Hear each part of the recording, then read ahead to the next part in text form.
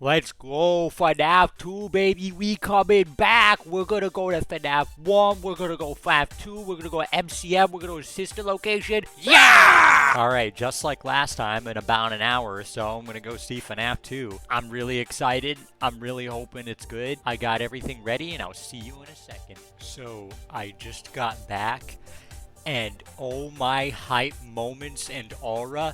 So, just like last time, this is not going to be spoiler free. I'm going to yap about the entire movie, or at least most of it. This time, I actually tried to go in as blind as possible. I barely looked at any of the set, I barely looked at any of the behind the scenes, and man, was it so cool to see like the FNAF 2 pizzeria fully realized, but also add some really good changes to help give off that vibe of FNAF 2 while also being different. The story, very similar to actually the Twisted ones, is a lot more action-packed, but they did try to add a lot more horror elements to the movie than the first. I do think some landed better than others. I think some jump scares were a little cheap, especially near the beginning of the movie. But as the movie progressed, the jump scares did get a lot better, especially Mango. Mango was actually terrifying, and the puppet, the sleep paralysis demon, what the hell? The movie actually starts off with a flashback of how Charlie died, basically, and we do get to see unwithered Spring Bonnie, and it's really cool and creepy. William Afton stabs Charlie in the back, and essentially she lands on top of the compartment that the puppet then comes out of, and we get this really cool shot of the puppet holding Charlie, similar to how she died in FNAF 6. Also, right away, we then get to see where Mike and Vanessa and Abby are at, and it seems like Mike and Abby are moving on, with Abby sometimes reminiscing about the classics, but Vanessa still having a very hard time to get over her trauma of her father. So during a date, Mike then offers to maybe use the same dream techniques that he used when trying to find closure with Garrett. Vanessa then takes this advice, and while it is a really good scene to see Afton as a father, and a very abusive one at that, I do think it ended a little too quickly. It feels like she got over him right away. I don't think that was the intention. I think she still has a lot to go through. What I was not expecting was just baby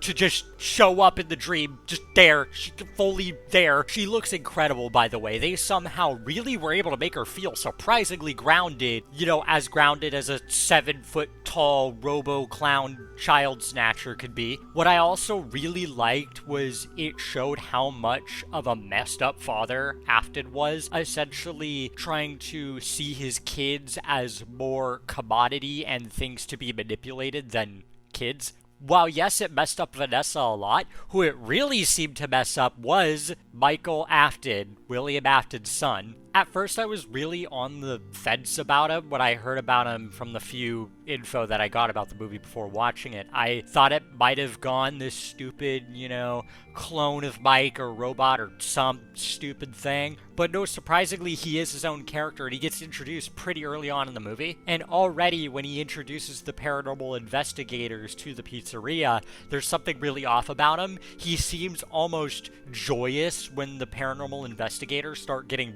brutally murdered, which, by the way, just like the vandal scene, it was great. Frickin' Mingle shredding up the guy and his bits flying everywhere. That was messed up, but super cool. So then the plot, carries forward as one does, and Abby meets up with the toy animatronics through a thing called the Faz Talker. What's really cool about this Faz Talker, it is the text-to-speech from FNAF 2's minigames, which is a really cool way of implementing it into the movie. So the Faz Talker then manipulates Abby into thinking it's the classics, when in reality it's actually Charlie who controls all of the toys, and even what we see later, the Wizards, which are learned to be prototypes of the classics.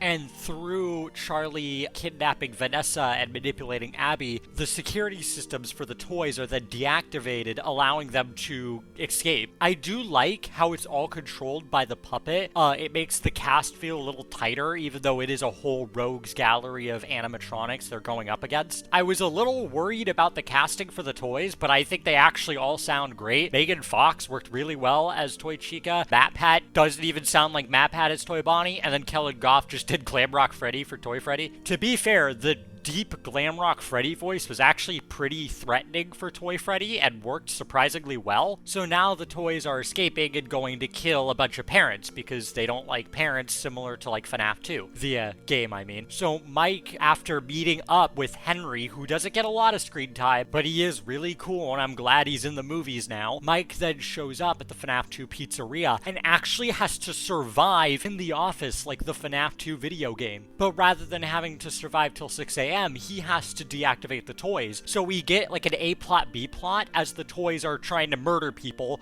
Mike is trying to stop them while also fending off against the wizards in the office. The wizards are so cool, by the way. Withered Freddy does like the arm reach thing in FNAF 2, and even Withered Foxy like jumps out at Mike, you know, like in his jump scare. And of course, like in FNAF 2, Mike has to put on the mask, and we get these really cool POV shots of the animatronics getting tricked by the mask. And just like in FNAF 2, Withered Foxy isn't fooled by the mask, so he jumps out, but just in time, Mike is able to deactivate all the toys and the wizards for at least a brief moment. Mike also rips the head off Balloon Boy, pretty based. Something also that has been showed off is that the puppet can like possess people as a ghost, and it's really creepy and really messed up.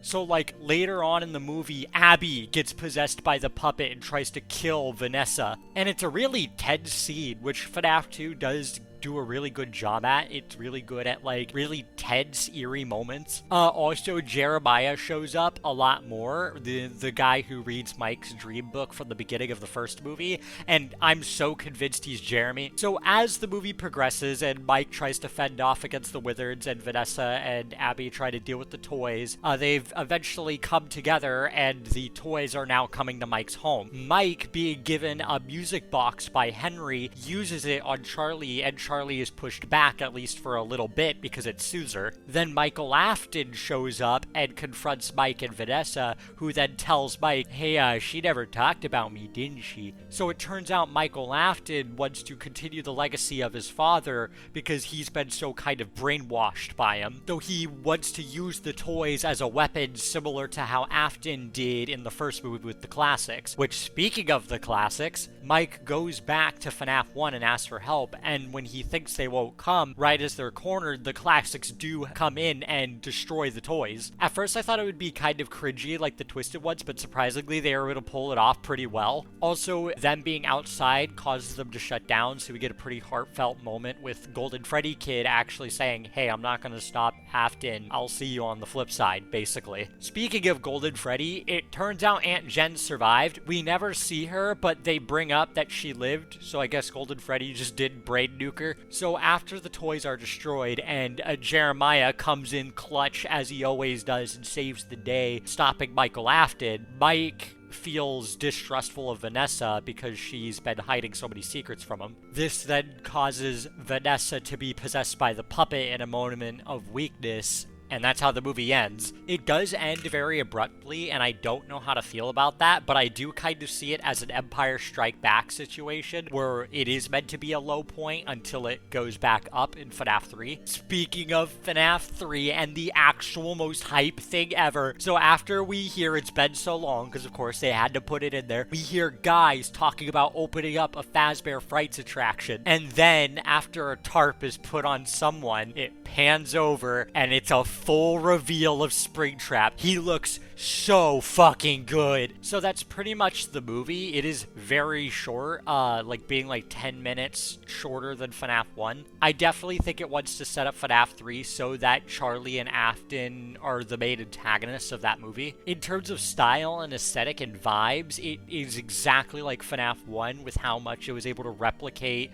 the games. Also, in terms of Easter eggs, we get a bootleg Freddy plush that goes hor hor hor. Dawko does show up at the end at FazFest, and thankfully he's not wearing a doggo costume. Doug also makes a cameo and also has the greatest one-liner ever. Corey Kenshin, he's back again as the taxi guy, and we also get a scene of Toy Chica losing her beak and then Abby putting it back on within the taxi. So overall, the movie is really good. I'm not sure if I like it more than the first, but it is definitely a lot scarier, a lot more tense, and I do really appreciate that. I am very excited for FNAF 3. movie. Just like last time, critics seem to hate it and fans seem to love it. So I do recommend you go watch the movie for yourself just to see how you think it is. This video is a little shorter than the first FNAF movie review, just, like the movie itself, because I don't have a whole lot to say other than just I really liked it. It was a very fun time.